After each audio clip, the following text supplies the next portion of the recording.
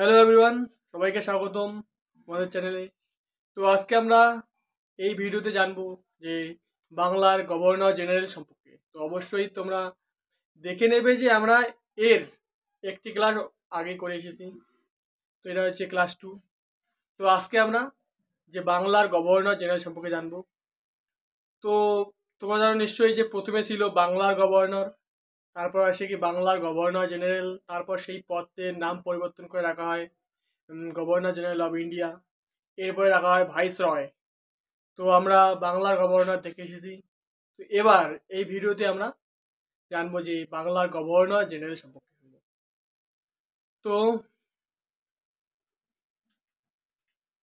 আগে আমরা জেনেছিলাম যে বাংলার গভর্নর, তো এইখানে বাংলার গভর্নর আর একজন আছে, সে বাংলার গভর্নর এবং প্লাস সে বাংলার গভর্নর জেনারেল। কি করে তো আগে আমরা দেখি।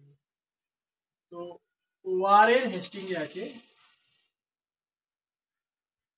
ওয়ারেন হেস্টিংস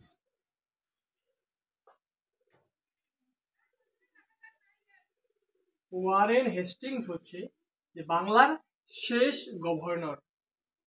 ইনি ছিলেন কত 1774 থেকে 1785 পর্যন্ত ছিলেন এই ওয়ারেন হেস্টিংস। তো এই যে ওয়ারেন হেস্টিংস যে আছে, তিনি বাংলার শেষ গভর্নর। কি বলো? বাংলার শেষ গভর্নর। তিনি বাংলার গভর্নর ছিলেন যদি বলি যে 1772 থেকে 1774 পর্যন্ত তিনি বাংলার গভর্নর ছিলেন। এবং আর বাংলার গভর্নর যে পদটির নাম পরিবর্তন করে রাখা হয় বাংলার গভর্নর জেনারেল রাখা। কি বললাম? বাংলার গভর্নর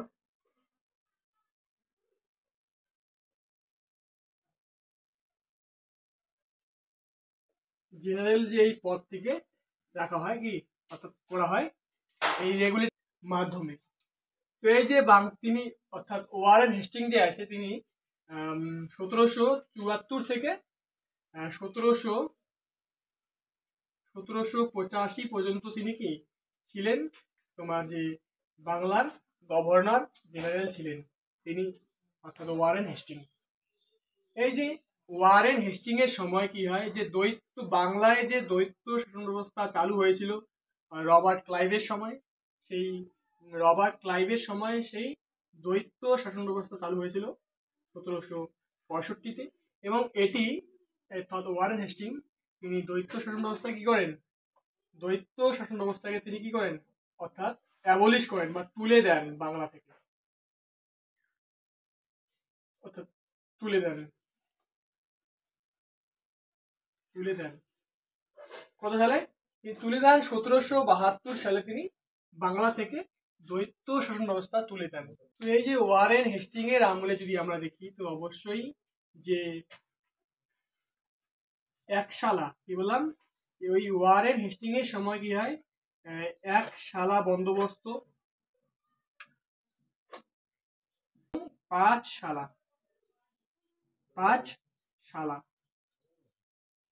বন্দোবস্ত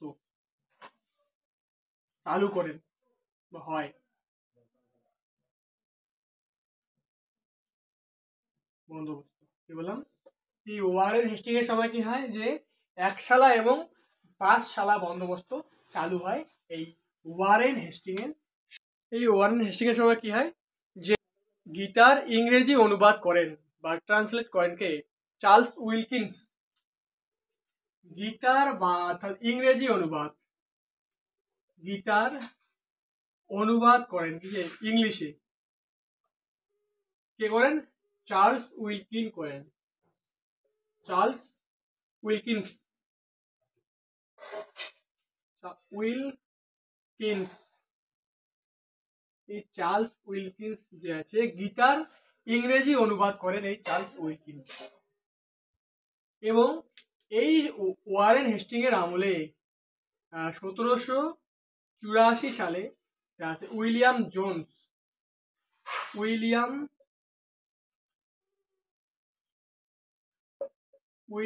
জোন্স তিনি এশিয়াটিক সোসাইটি প্রতিষ্ঠা করেন। উইলিয়াম জোন্স কি প্রতিষ্ঠা করেন? এশিয়াটিক সোসাইটি প্রতিষ্ঠা করেন এই ওয়ারেন হেস্টিংয়ের সময় William Jones. Asiatic society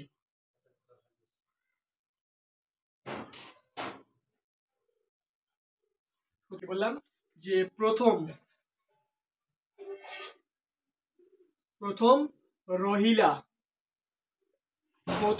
Rohilla যুদ্ধ হয় 1773 এবং 1774 সালে। এরপরে এই ওয়ারেন হেস্টিংয়ের সময় কি হয় যে 1776 সাল থেকে 1782 পর্যন্ত তোমার যে প্রথম ইঙ্গো মারাঠা যুদ্ধ হয়, কি বললাম? প্রথম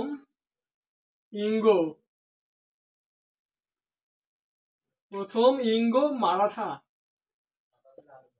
যুদ্ধ হয় এই ওয়ারেন হেস্টিংয়ের সময়। কত সালে? 1776 থেকে 1782 সালে। এবং এই ওয়ারেন হেস্টিংয়ের সময়ে যে তোমার দ্বিতীয় ইঙ্গো মহীশূর যুদ্ধ হয়, কি বললাম? দ্বিতীয়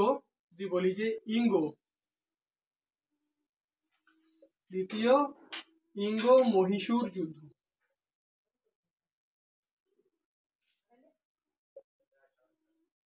1780 থেকে 1784 পর্যন্ত হয়।